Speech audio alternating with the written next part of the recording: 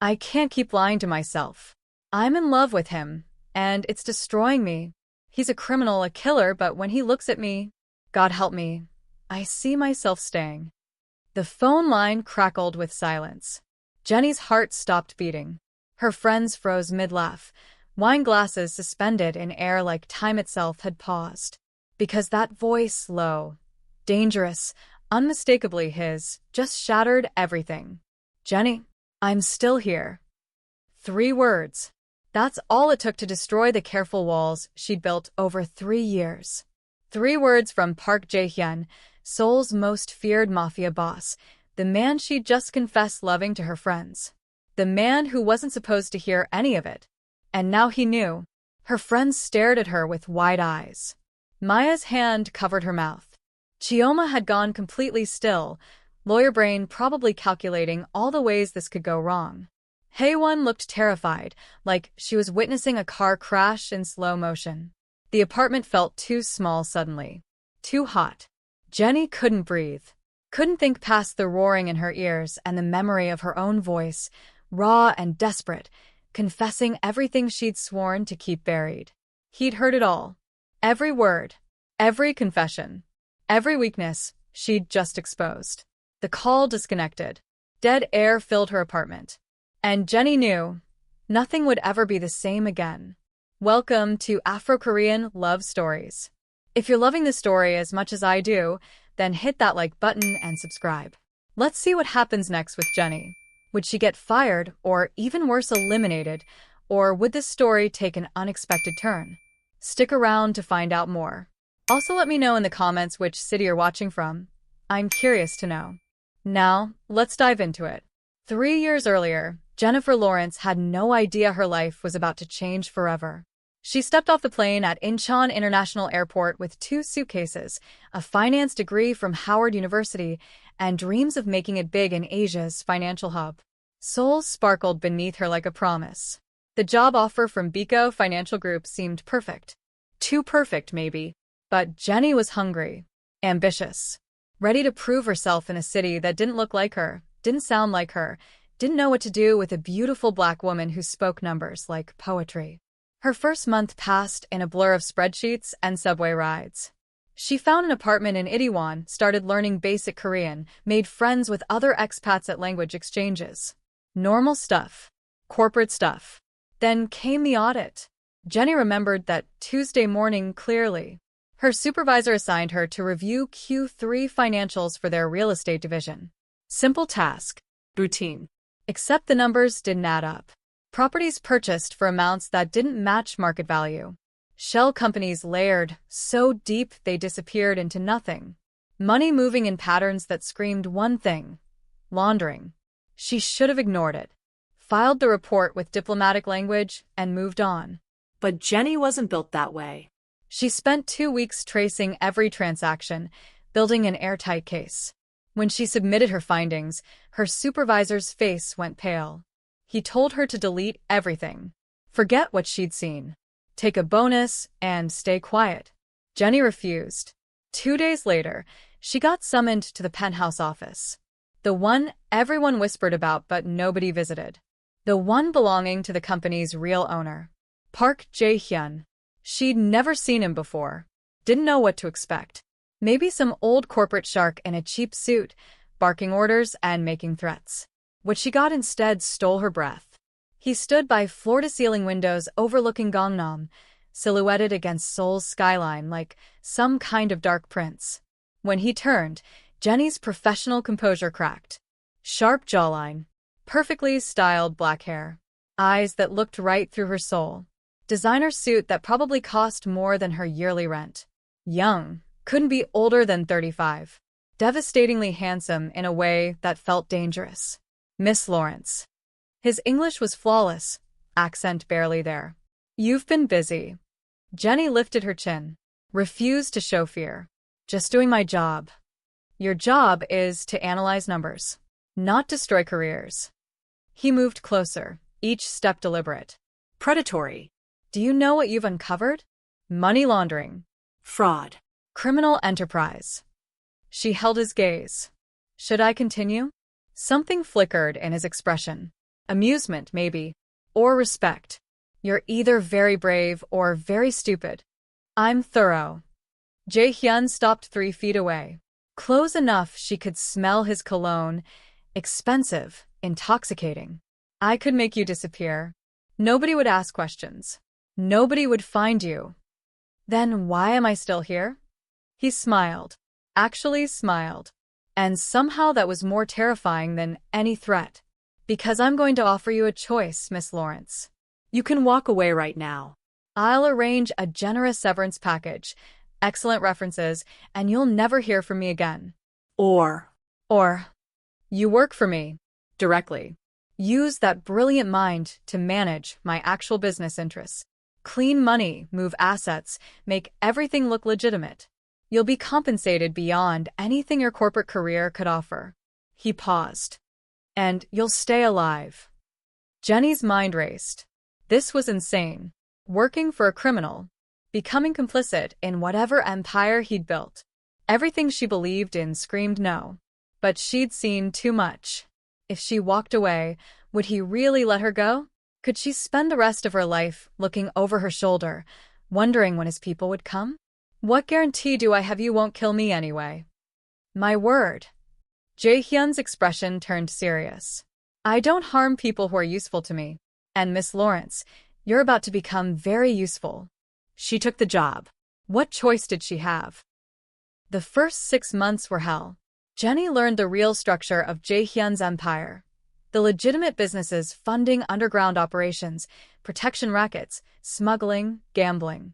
Violence wrapped in expensive suits and corporate paperwork. She created shell companies, moved money through international accounts, made dirty cash look clean. Every day she hated herself a little more. But something else happened too. Something she didn't expect.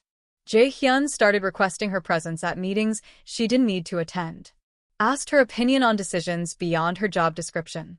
Their weekly financial reviews stretched from 30 minutes to 2 hours, conversations drifting from spreadsheets to philosophy, art, literature.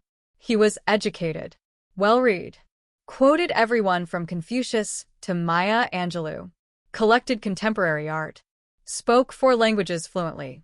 Nothing like the monster she'd imagined. You're surprised, he said one evening, catching her staring at a Basquiat hanging in his office. I didn't expect a crime boss to appreciate art. Why? Because violence and beauty can't coexist. Jae-hyun gestured to the painting. My father built this organization with his fists. Beat respect into people. I prefer more elegant methods. Murder is still murder, Mr. Park. Jae-hyun. We're past formalities, don't you think? He returned to reviewing her reports. And yes, I've done terrible things. We'll continue doing them. But that doesn't mean I can't recognize beauty when I see it. The way he said that last part made heat crawl up Jenni's neck. She changed the subject quickly. But that night, lying in bed, she couldn't stop replaying his words.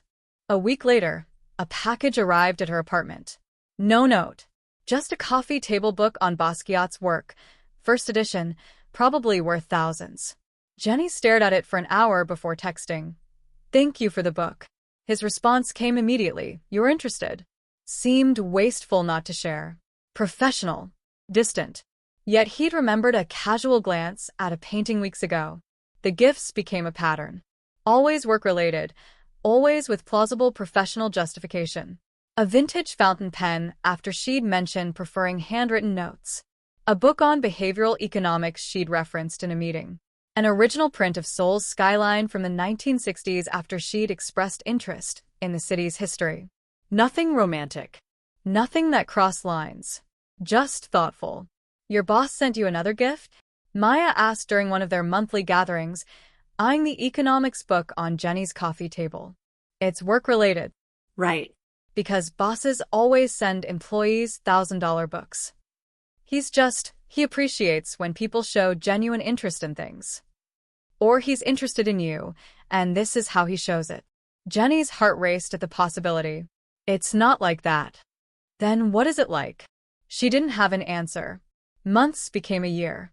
Their Thursday evening meetings remained the highlight of Jenni's week. Just the two of them after everyone left. going over reports that could have been handled via email, discussing business that somehow always drifted into personal territory. "Tell me something true," Jae-hyun said one evening, pouring whiskey. "Like what?" Anything. "Something nobody else knows." So Jenni told him about growing up in Atlanta, her mother's disappointment when she chose finance over medicine, the ex-boyfriend who'd said she was too ambitious, too independent, too much. Jae-hyun listened without interruption. When she finished, he was quiet for a long moment. He was intimidated, he finally said. "Men like that fear women who outshine them." His gaze held hers. "You're brilliant, Jenni. Anyone who can't handle that doesn't deserve you." Her breath caught. Nobody had ever said anything like that to her. "Your turn," she managed. "Tell me something true." But Jae-hyun just smiled slightly. "Another time. It's late. You should go." Always pulling back. Always maintaining distance. Giving just enough to keep her hoping, never enough to confirm anything. 2 years in, Jenni stopped pretending this was just a job. She'd catch herself thinking about him constantly. The way his jaw tightened when concentrating. How he unconsciously rolled his shirt sleeves when working late. That rare, genuine smile that transformed his entire face. She was falling. Had already fallen. Was drowning in feelings for a man who probably saw her as nothing more than a competent employee. Her monthly girls' nights became therapy sessions. "You're pining after someone who doesn't even know you exist that way," Maya said gently. "He knows I exist. As an employee, not as a woman." The words stung because they were probably true. Everything began with the choice Jenni made. She could have taken Jae-hyun's severance offer and walked away clean. Instead, she stayed. She accepted the job, stepped into his dangerous world, and now she's falling for a man who might never love her back. Do you think that was her best choice? Or do you support her decision and want to see where this leads? Let me know in the comments below. And don't forget to hit that like button and subscribe because this story is far from over. Jenni arrived home to find Maya and Haewon already waiting in her apartment lobby. Their monthly ritual had become sacred over the past 2 years. First Thursday of every month, wine and brutal honesty, no matter how busy life got. "You're late," Maya said, but she was smiling. Traffic in Gangnam was insane. Jenni unlocked her door, ushering them inside. "Plus my meeting ran over." "Let me guess." Haewon called from the kitchen, already pulling out glasses. "Your boss needed extra time to stare at you while pretending to discuss quarterly reports." Jenni's cheeks heated. "We were actually working." "Sure you were." They settled into their usual spots, Jenni in the armchair, Maya and Haewon sharing the couch. Soju and wine appeared like magic. Fried chicken from the place downstairs that knew their order by heart. So, Maya started because she always started. Scale of 1 to 10. How obsessed are you with Park Jae-hyun this month? "Can we not do this tonight?" "That's an 11. Haewon poured generous shots. "Definitely an 11. Jenni sighed. These monthly sessions had evolved from casual hangouts to interventions disguised as girl talk. Every month, the same questions. The same concerns. The same warnings she never quite heeded. "I'm fine. We're fine. Everything's fine." "You said fine 3 times, Maya observed. "That means nothing is fine." Jenni grabbed her glass, down the soju in one shot. "Why does it have to be complicated? Why can't I just feel what I feel without analyzing it to death?" "Because what you feel is dangerous," Haewon said gently. "And we love you too much to watch you destroy yourself." "I'm not destroying myself." "Aren't you?" Maya leaned forward. "You've been working for a criminal organization for almost 3 years now. You've moved money for illegal operations. You've become complicit in things that go against everything you believed in. And for what? A man who doesn't even know how you feel." The words stung because they were true. "It's not like that," Jenni protested weakly. "Then what is it like?" "Because from where I'm sitting, you're pining after someone who sees you as an employee. A useful asset. Nothing more." "That's not fair." Jenni stopped herself. What could she say? That Jae-hyun looked at her sometimes like she was the only person in the room, that his hand lingered when passing her documents, that she'd caught him watching her with an expression she couldn't quite read. Those weren't facts, just wishful thinking. He what? Maya pressed. Nothing. Never mind. Haewon moved to sit on the arm of Jenni's chair. Sweetie, we're not trying to hurt you. We're trying to protect you.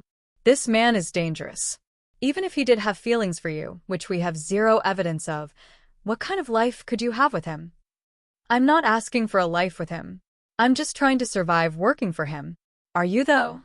Maya's voice softened. Because it seems like you're doing a lot more than surviving. You're hoping, waiting for something that might never happen. Silence fell heavy between them. Jenni knew they were right.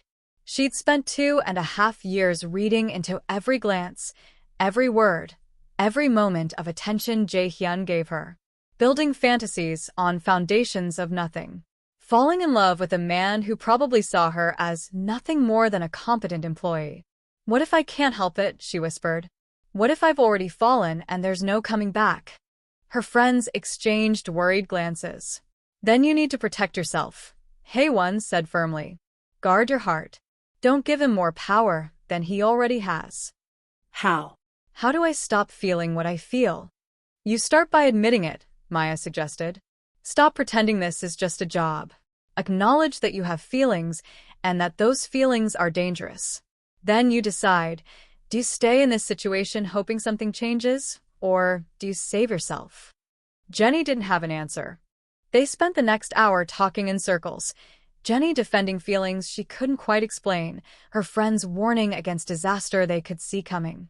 It was exhausting and necessary, and achingly familiar. Around 11, Maya and Haewon left, extracting promises that Jenni would think about what they'd said, would consider putting distance between herself and Jae-hyun, would remember her worth. Jenni promised, knowing she wouldn't follow through. The following weeks passed in painful awareness. Every interaction with Jae-hyun felt charged with meaning she probably imagined. Every meeting became torture, sitting across from him, watching his mouth form words, wondering what it would feel like to kiss him. She was losing her mind. Their weekly Thursday reports became the highlight and lowlight of her week. Just the two of them in his office after everyone left, going over numbers that barely registered because all Jenni could focus on was the way lamplight caught in his hair, the flex of his jaw when he concentrated, those rare moments when he'd look up and their eyes would meet and hold for a second too long. Was she imagining the tension? The electricity that seemed to crackle between them? Probably. Most likely. Almost definitely. But she couldn't stop hoping. The Singapore accounts are ready, she reported one Thursday evening, sliding the folder across his desk. Jae-hyun reviewed the numbers with his usual precision. Excellent work. As always. Thank you. He looked up then, and something in his expression made her breath catch. Jenni, can I ask you something? Of course. Do you ever regret it? Taking this job? The question surprised her. Sometimes. When I think about who I used to be. And who are you?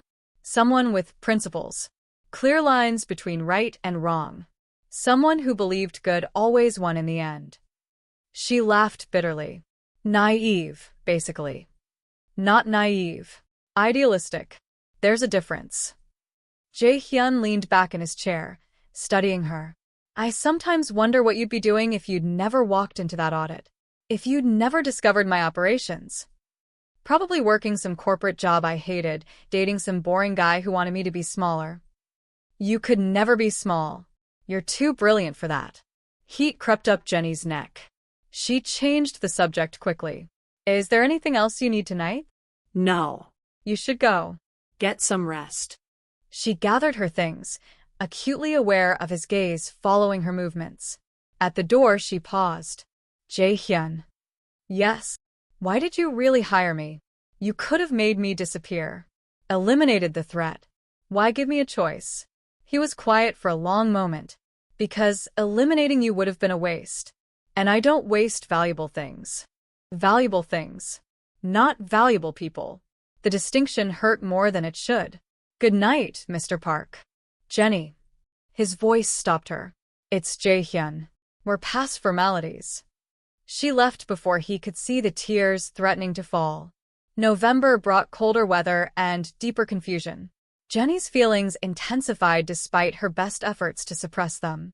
She found herself thinking about Jae-hyun constantly, during meetings on subway rides, while lying awake at 3 a.m. wondering if he ever thought about her the same way. Probably not. Almost certainly not. Definitely not. The monthly girls' nights became her only outlet. Maya and Haewon listened with increasing concern as Jenni described the torture of wanting someone who didn't want her back. Have you considered just telling him? Haewon asked during their November session. Absolutely not. Why not? At least then you'd know. Because he's my boss. A crime lord. A man who could destroy me with one word. I can't just confess feelings he doesn't share. It would make everything awkward and impossible. Everything is already awkward and impossible, Maya pointed out. You're in love with someone you can't have. That's the definition of impossible. I never said I was in love with him. Both friends stared at her. Fine. Maybe I am. A little. Or a lot. I don't know. Jenni buried her face in her hands. This is a disaster. Then leave. Haewon said simply. Quit. Find another job. Save yourself. I can't. I know too much. He'd never let me just walk away. So you're trapped. I'm trapped. The truth of that statement settled over them like snow. Heavy. Cold. Suffocating. Chioma texted earlier. Maya said, clearly trying to lighten the mood. She's definitely coming end of January. 2 weeks in Seoul. We're planning a proper girls' night. All 4 of us together. Jenni's spirits lifted slightly. Really? That'll be good. I miss her lawyer brain. She misses your chaos. Says her life in London is too boring without your drama. They laughed, but underneath ran currents of worry. The unspoken fear that Jenni was drowning and nobody knew how to save her. December arrived with the first real snow. Seoul transformed into something magical. White and pristine and beautiful. Jenni watched it fall from her office window, thinking about how nothing stayed pure for long. Eventually, the snow would turn gray with city dirt, melt into slush, disappear completely, kind of like her integrity. Her Thursday report that week felt different. Tense. Jae-hyun seemed distracted, answering emails while she presented numbers. Is everything all right? She asked finally. He looked up, and for a moment, she saw something in his expression. Exhaustion. Stress. Vulnerability, he usually kept hidden. Rival organization is pushing into our territory. It's being handled, but it's complicated. Dangerous? Everything I do is dangerous. He stood, moved to the windows. Sometimes I wonder what it would be like. Different life. Different choices. Different, he stopped himself. Different what? Nothing. Forget I said anything. But Jenni couldn't forget. That moment of almost confession hung between them like unspoken truth. She wanted to go to him. Close the distance. Tell him she understood. That she felt the same impossibility of their situation. That she'd choose him anyway, danger and all, if he'd just ask. Instead, she stayed frozen in her chair. I should go, she said quietly. Yes. You should. Neither of them moved. Finally, Jae-hyun turned back to his desk. Professional. Distant. The vulnerable moment locked away like it never happened. Same time next week? He asked, not meeting her eyes. Same time. Jenni left feeling hollowed out. Exhausted from wanting. Tired of hiding. Desperate for something to change. January brought bitter cold and a text from Maya. Chioma arrives next Thursday. Girls' night at your place. Be ready for an intervention. Jenni smiled despite herself. Having all 4 of them together would be good. She needed Chioma's no-nonsense perspective. Her ability to cut through emotional fog and see situations clearly. Maybe Chioma could tell her how to stop loving someone who'd never love her back. The week crawled by. Work consumed her, preparing quarterly reports, managing new accounts, attending endless meetings where Jae-hyun's presence made her skin electric with awareness he probably didn't share. Thursday arrived. Thursday evening arrived with nervous energy crackling through Jenni's apartment. This wasn't their usual monthly gathering. This was special. Chioma was finally here. 2 weeks of vacation from her London law firm, and she'd chosen to spend it in Seoul with her girls. Jenni had left work early to prepare. Ordered extra food, stocked up on wine and soju, made sure her apartment was presentable. The butterflies in her stomach weren't just about seeing her friend. They were about the inevitable conversation that would happen. All 4 of them together meant no escape. No deflecting. No hiding behind excuses. Around 6 p.m., her doorbell rang. Chioma stood there with her suitcase and the biggest smile. Surprise. Couldn't wait until 7. Jenni pulled her into a fierce hug. I missed you so much. Missed you too, babe. Now, let me in before I freeze to death. How is Seoul colder than London? That doesn't seem right. They settled into comfortable conversation, catching up on Chioma's life in London, the cases she was working, the terrible dating scene, everything and nothing. Maya and Haewon arrived together around 6:30, arms loaded with food and drinks. The gang's all here, Maya announced, dumping bags on the kitchen counter. Chioma, you look amazing. London agrees with you. London is dreary and wet, but the paycheck is nice. Chioma helped unpack containers of Korean fried chicken, tteokbokki, and various other dishes. I've been dreaming about this food for months. They fell into easy rhythm, the kind that only happens with people who've known each other through everything. Laughter filled the apartment. Stories flowed as freely as the drinks. For an hour, Jenni let herself just be present. Just enjoy having her people together. But around 7:30, her phone rang. Jae-hyun's name flashed across the screen. The room's energy shifted immediately. All 3 friends noticed, watched Jenni's face transform, soften, brighten, become more alive. It's your weekly call, isn't it? Chioma said, voice knowing. Yes. I should take this. It'll just be a few minutes. Jenni stood, moving toward her bedroom for privacy, then stopped. These were her friends. She didn't need to hide. Actually, I'll take it here. Just give me a second. She answered, trying to keep her voice professional despite her racing heart. Hello. Jenni. Jae-hyun's voice rumbled through the line, sending familiar shivers down her spine. I hope I'm not interrupting your evening.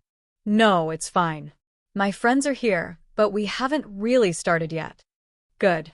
I wanted to go over the quarterly reports before the week ends. Do you have the numbers in front of you? Not physically, but I remember them. Singapore accounts. Yes. The projections you sent look strong, but I want to confirm the timeline for the next phase.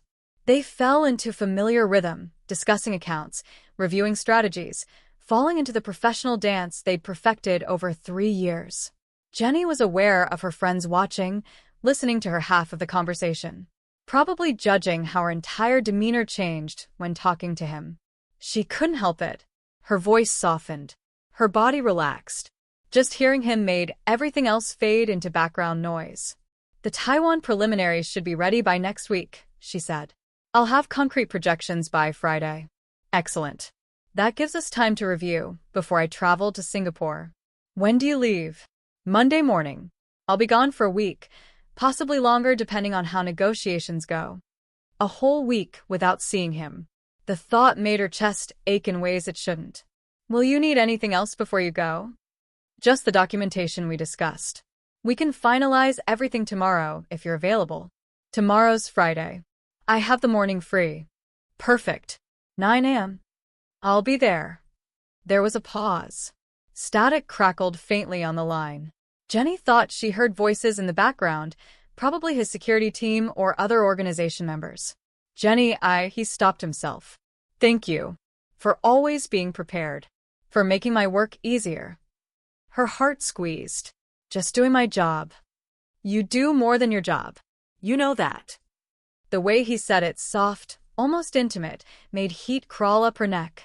She was hyper-aware of her friends watching, listening, probably reading into every word. I appreciate that, she managed. Another pause. Longer this time. Enjoy your evening with your friends, Jae-hyun said finally. I'll see you tomorrow morning. Good night, Jae-hyun. Good night, Jenni. She pulled the phone away from her ear, ready to end the call. Her thumb moved toward the red button, pressed down. The screen went dark. Call ended. Or so she thought. Jenni set her phone on the coffee table, face down, and looked up at her friends. All three were staring at her with knowing expressions. What? She asked defensively. Was that him? Hae-won asked, though they all knew the answer. Yes. And you're seeing him tomorrow morning? Maya's eyebrow arched. For work. To finalize documentation before he travels. Right. Just work. Chioma's lawyer voice came out, sharp with skepticism. Jenni, your entire face changes when you talk to him. Your voice gets softer. You smile without realizing it. That's not just work behavior. I'm professional with him. You're in love with him, Maya said bluntly. And, honestly, watching you pretend otherwise is exhausting. Jenni's defenses crumbled. Maybe it was the wine. Maybe it was having all her friends together. Maybe she was just tired of lying.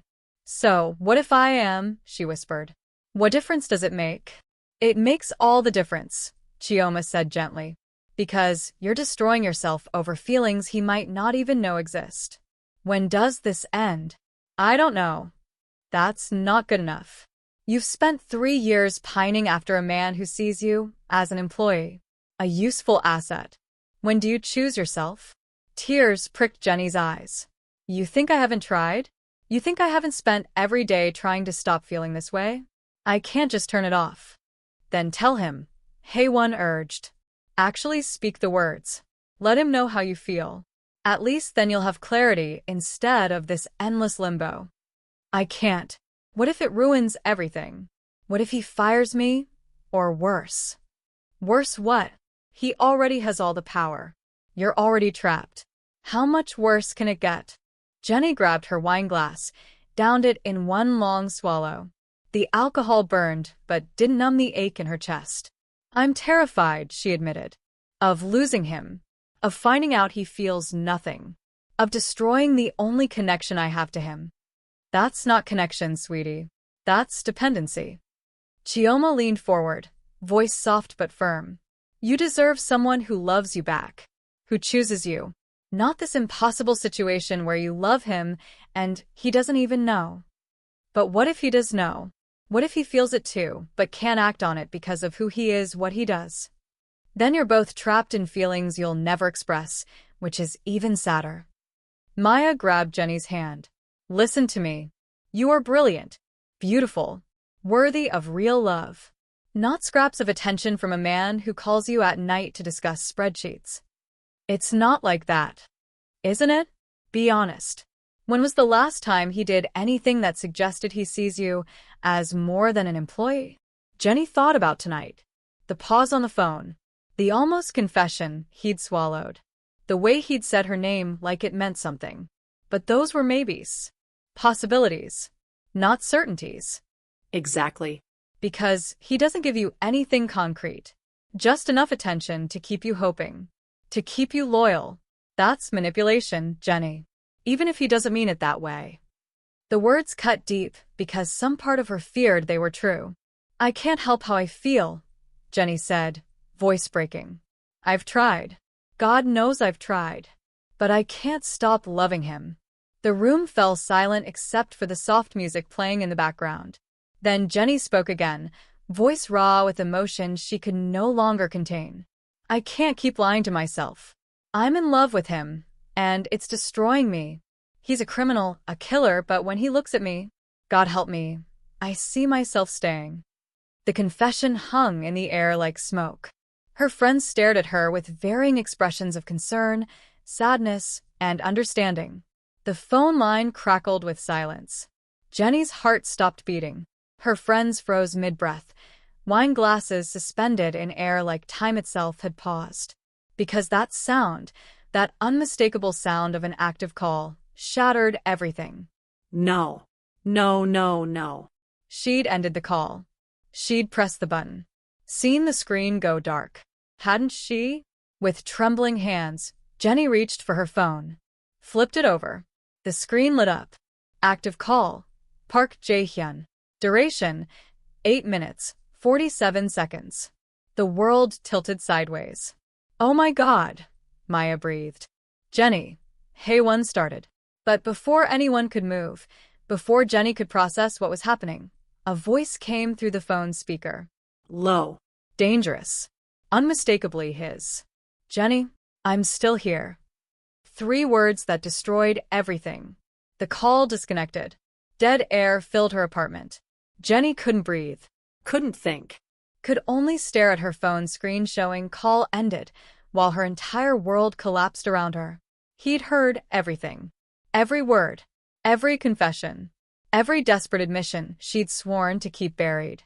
Park Jae-hyun, Seoul's most feared mafia boss, the man who held her life in his hands, the man she'd been in love with for 3 years, knew exactly how she felt. What just happened? Chioma's voice seemed to come from very far away. Jenni looked up at her friends with tears streaming down her face. He heard me. He heard everything I said. Oh, sweetie. Maya pulled her into a hug. But Jenni couldn't feel it. Couldn't feel anything except terror and humiliation and the devastating certainty that she'd just destroyed her entire life. What would he do now? Fire her? Eliminate her for becoming a liability? Use her feelings to manipulate her further? Or, and this possibility terrified her most, would he pretend it never happened? Continue treating her as just an employee, making her confession the elephant in every room they'd ever share? Her phone buzzed. A text message. From Jae-hyun. With shaking hands, Jenni opened it. We need to talk. Tomorrow. 9 a.m. Don't be late. That was it. No acknowledgement of what he'd heard. No emotion. Just a command. Cold. Professional. Devastating. What did he say? Hae-won asked gently. He wants to meet tomorrow morning. Jenni's voice sounded hollow. To talk. That's good, right? He wants to discuss it. Or, he wants to fire me in person. Or worse. Jenni stood abruptly, pacing her apartment like a caged animal. This is a disaster. This is everything I was afraid of. He knows now, and I can't take it back, can't pretend it didn't happen. Jenni, breathe. Chioma grabbed her shoulders, forcing eye contact. Listen to me. Yes, this is terrifying. Yes, the situation is complicated. But maybe, just maybe, this is actually good. How is this good? Because you've been trapped in uncertainty for 3 years. Now you'll have answers. Tomorrow morning, you'll know for certain how he feels. One way or another, the limbo ends. What if the answer destroys me? Then we'll be here to pick up the pieces. But sweetie, you're already being destroyed. At least this way, you'll know the truth. Jenni collapsed onto her couch, emotionally exhausted. Her friends gathered around her. Maya holding her hand, Hae-won rubbing her back, Chioma sitting close enough their shoulders touched. What do I do tomorrow? Jenni whispered. You walk in there with your head high, Maya said firmly. You own your feelings. You don't apologize for loving him. And you listen to what he has to say. And if he rejects me, then you survive it. The same way you've survived everything else. They stayed like that for hours, Jenni crying, her friends offering comfort and terrible jokes and unwavering support. Nobody mentioned leaving. Nobody suggested she was overreacting. They just held space for her fear and pain and desperate hope. Around midnight, Chioma spoke what they were all thinking. What if he feels the same way? Don't. Jenni shook her head. Don't give me hope. That's crueler than anything. I'm serious. Think about it. He calls you at night about work that could wait. He looks for excuses to keep you in meetings longer. He said you do more than your job. That's not boss language, Jenni. That's personal. Or I'm reading into nothing because I want it to be true. Maybe. Or maybe you've both been circling each other for 3 years, too afraid to make the first move. And now the move's been made. Tomorrow you'll know. Jenni wanted to believe that. Wanted to hope that the man she loved might love her back. But hope felt dangerous. Like setting herself up for even greater devastation. Her phone buzzed again. Another text from Jae-hyun. Sleep well, Jenni. Just 3 words. But they made her cry harder. Because they were gentle. almost tender. Not the words of a man preparing to fire someone. Or maybe she was fooling herself again, reading emotion into simple courtesy. What did he say? Hae-won asked. He told me to sleep well. Her friends exchanged glances loaded with meaning. That's actually sweet, Maya said carefully. It's polite. Jenni, bosses don't text employees at midnight telling them to sleep well. That's not professional. That's personal. Stop. Please. I can't handle hope right now. They respected her wishes, shifting conversation to lighter topics. But underneath ran currents of anticipation. Tomorrow morning would change everything. For better or worse, the waiting would finally end. Around 2 a.m., her friends started preparing to leave. Do you want us to stay? Chioma offered. We can camp out here. Be here when you get back from the meeting. No. I need to process this alone. But thank you. 3 fierce hugs later, Jenni was alone in her apartment. She tried to sleep but couldn't. Her mind spun endlessly through possibilities. What would Jae-hyun say tomorrow? How would he look at her? Would everything change, or would nothing change at all? At 4 a.m., she gave up and made coffee. Watched Seoul's lights slowly brighten as dawn approached. Prepared herself for a conversation that would either save her or destroy her. 9 a.m. couldn't come fast enough. And yet, she wished it would never arrive. What you would do in Jenni's position? Would you show up to that 9 a.m. meeting or run for your life?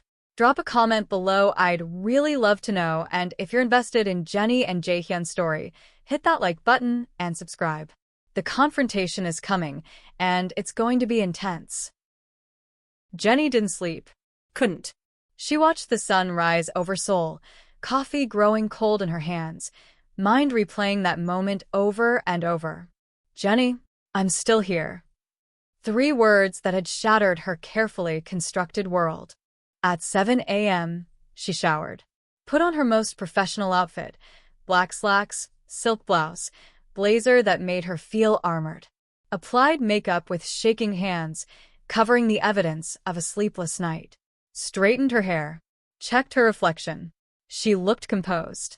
Professional. Nothing like the terrified woman dying inside.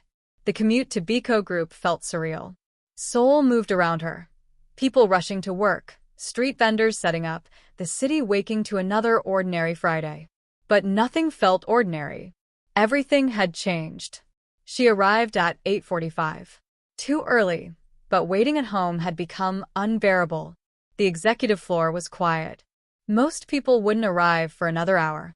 Jenni stood outside Jae-hyun's office, gathering courage she wasn't sure she possessed. At exactly 9 a.m., she knocked. Come in. His voice sent electricity through her spine. The same voice that had said her name last night. The same voice that had heard her desperate confession. Jenni opened the door. Jae-hyun stood by the windows, backlit by morning sun. He discarded his jacket, shirt sleeves rolled to his elbows. The same position she'd seen 100 times before. But everything felt different now. Close the door, he said without turning around. She did. The click echoed like a gunshot. Silence stretched between them. Jenni's heart hammered so hard she thought it might break through her ribs. Finally, Jae-hyun turned. His expression was unreadable, not angry, not cold, just intense. Those dark eyes studied her face like he was seeing her for the first time.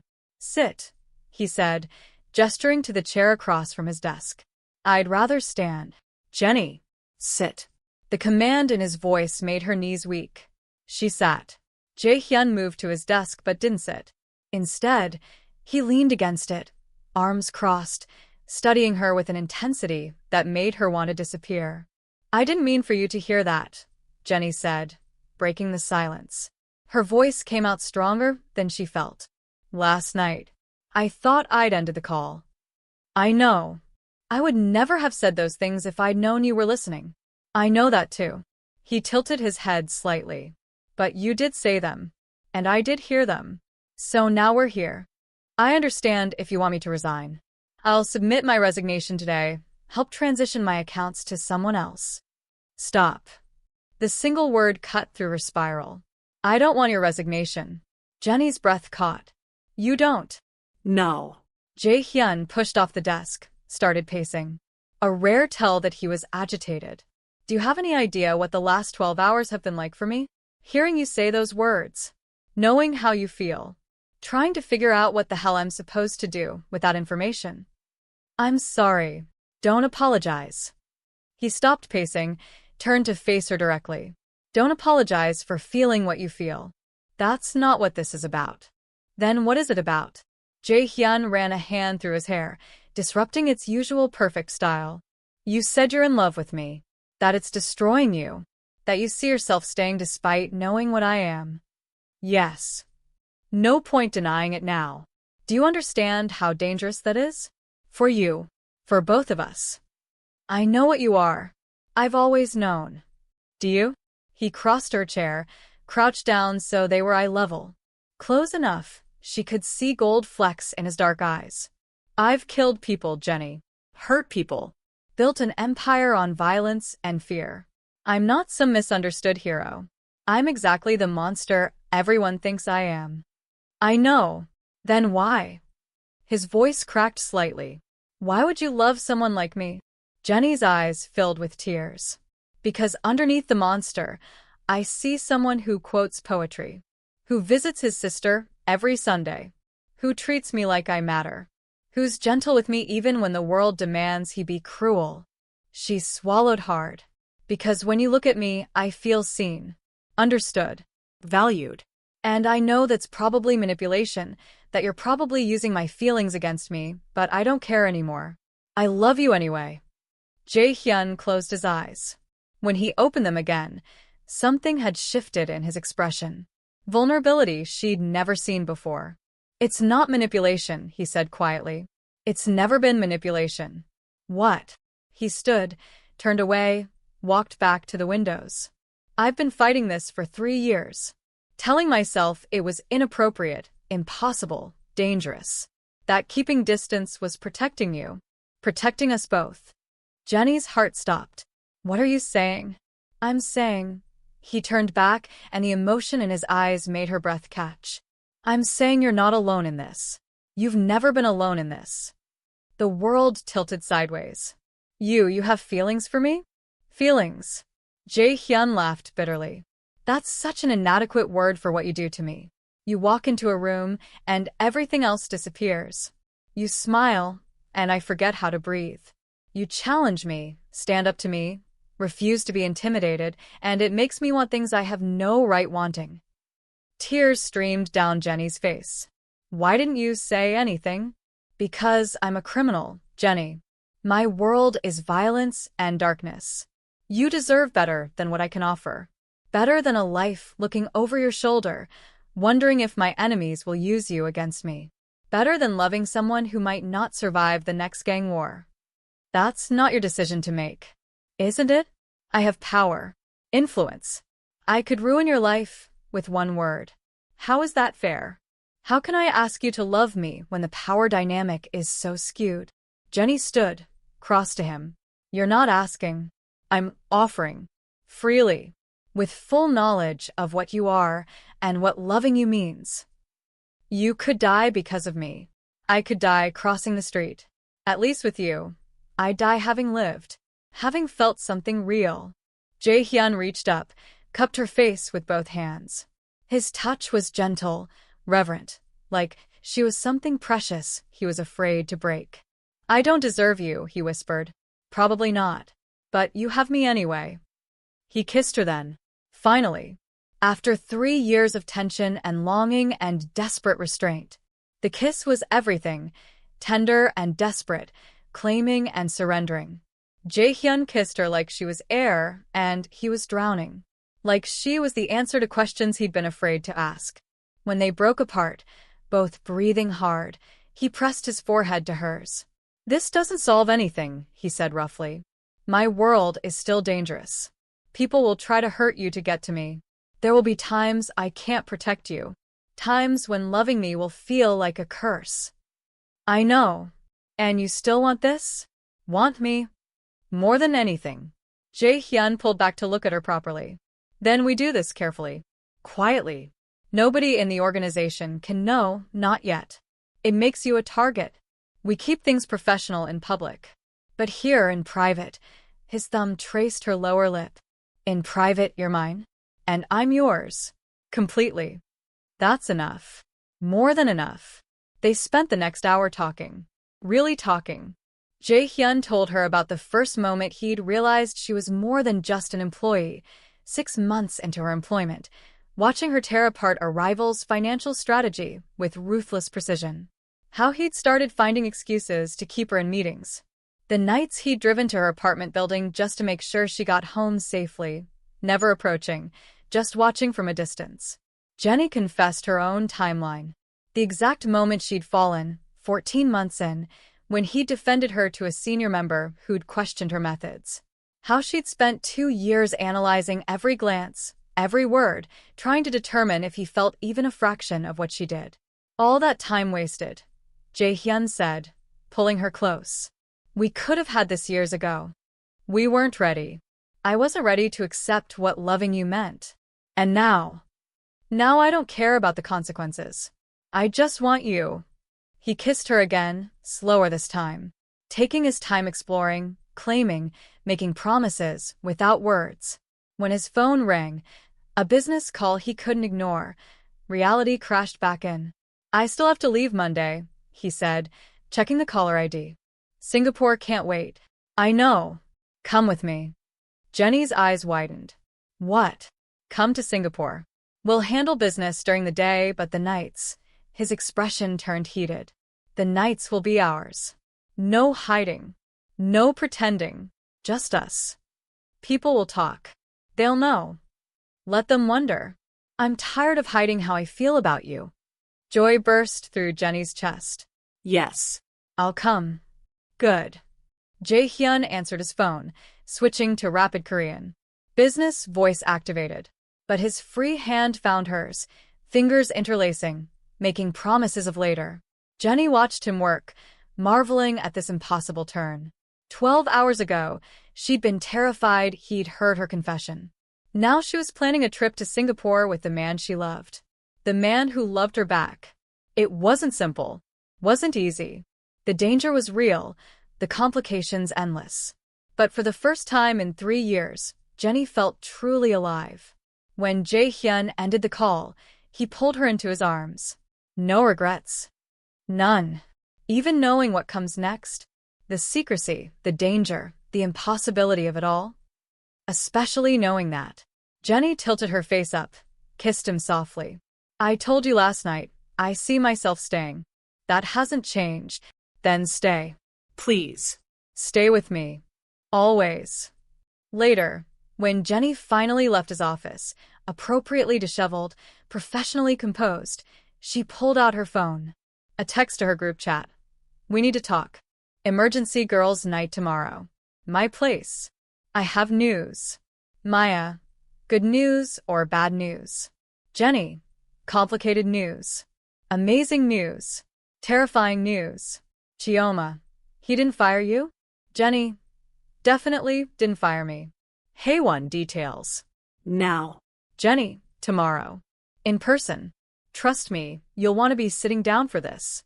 She smiled, imagining their reactions. The shock. The concern. The inevitable warnings about danger and power dynamics and impossible situations.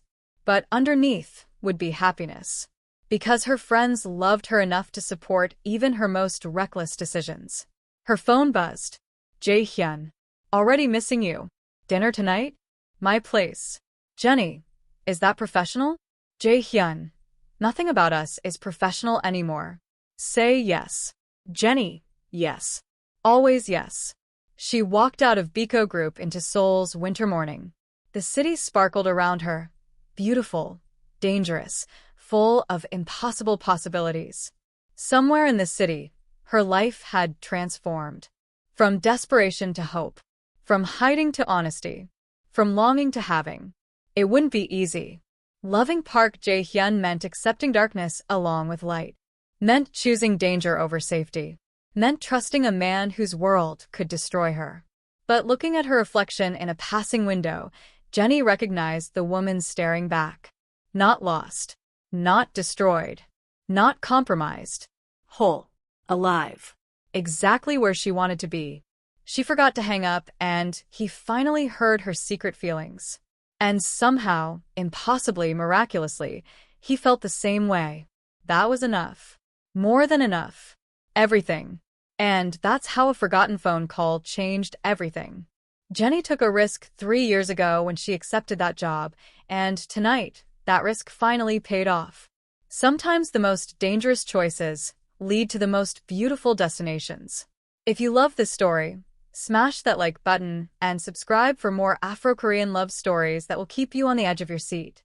And tell me in the comments, would you have had the courage to stay like Jenni did, or would you have run? I'm curious to hear your thoughts. Thanks for watching, and I'll see you in the next story.